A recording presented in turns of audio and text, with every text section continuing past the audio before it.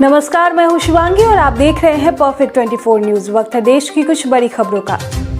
Asia economic dialogue में बोले Mukesh Ambani, green agency में निवेश का बेहतर विकल्प है भारत। इस बार एशिया इकोनॉमिक डायलॉग में मुख्य चर्चा वैश्विक व्यापार और वित्तीय क्षेत्र में कोविड-19 के प्रभाव पर होगी। इसके साथ ही इसमें कोविड-19 के एशिया पर पड़ने वाले प्रभाव से निपटने के तरीकों पर भी चर्चा की जाएगी। लखीमपुर खीरी में वोटिंग बाधित शरारती तत्वों ने ईवीएम में डाली फेविक्विक।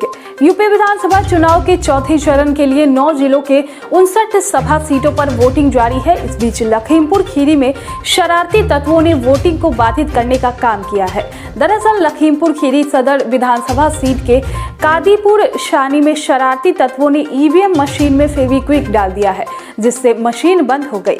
ईवीएम खराब होने के बाद प्रशासन ने रिजर्व में रखी मशीन को स्टार्ट कर मतदान शुरू करवाया। बजरंग दल कार्यकर्ता की हत्या के 8 आरोपी गिरफ्तार, कर्नाटक में तनाव। बजरंग दल कार्यकर्ता की हत्या के 8 आरोपी को गिरफ्तार कर लिया गया है। कर्नाटक के गृह मंत्री अरागा जनेंद्र ने बुधवार को कहा कि इस मामले में 6 आरोपितों को मंगलवार तक गिरफ्तार किया गया था, वहीं 2 अन्य को बुधवार को गिरफ्तार किया गया है। नवाब मलिक को घर से लेकर गई ईडी, अंडरवर्ल्ड से कनेक्शन मामले में पूछताछ जारी।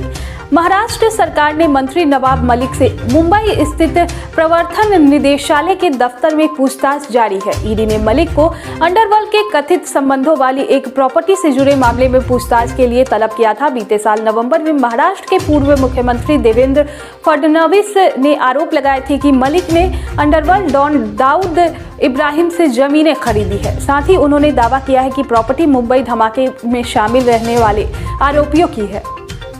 रूस को चीन से मिल रही है ताकत, इस कारण पश्चिमी प्रतिबंधों को नहीं कर रहा परवाह।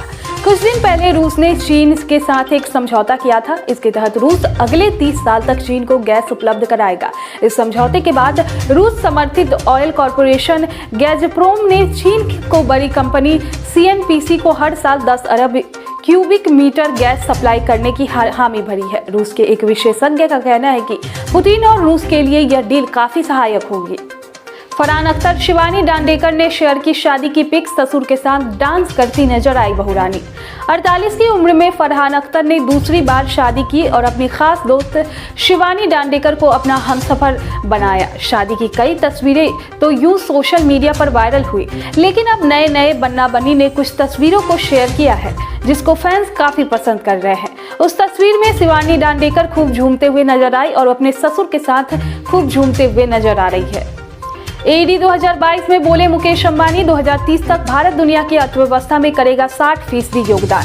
मुकेश अंबानी ने कहा है कि भारतीय अर्थव्यवस्था की गति दुनिया में सबसे तेज है। हमारे पास दुनिया का सबसे बड़ा उपभोक्ता बाजार है, जिसके दम पर साल 2030 तक दुनिया की अर्थव्यवस्था में हमारा 60% योगदान पहुंच जाएगा। राहुल गांधी पर बीजेपी के अमित मालवीय का पलटवार, कहा तमिलनाडु के रिजल्ट से उनकी धारणा बदल गई होगी। तमिलनाडु निकाय चुनाव में बीजेपी तीसरी सबसे बड़ी पार्टी बनकर सबको चौंका दिया है। हालांकि कुछ दिन पहले ही कांग्रेस महासचिव राहुल गांधी ने बीजेपी पर तंज कसते हुए कहा था कि आप कभी भी तमिलनाडु में नहीं जीत सकते।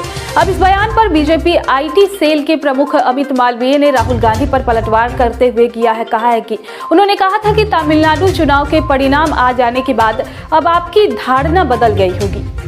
IPL 2022 का सबसे महंगा श्रीलंकाई खिलाड़ी भारत के खिलाफ T20 सीरीज से बाहर। IPL ऑक्शन में रॉयल चैलेंजर्स बेंगलोर ने जिस श्रीलंकाई खिलाड़ी पर 10.75 करोड़ रुपए खर्च किए थे, वो भारत के खिलाफ 3 मैचों की T20 सीरीज नहीं खेलेगा, जो 24 फरवरी से शुरू हो रही है। भारत के लिए यह थोड़ी राहत भरी खबर है।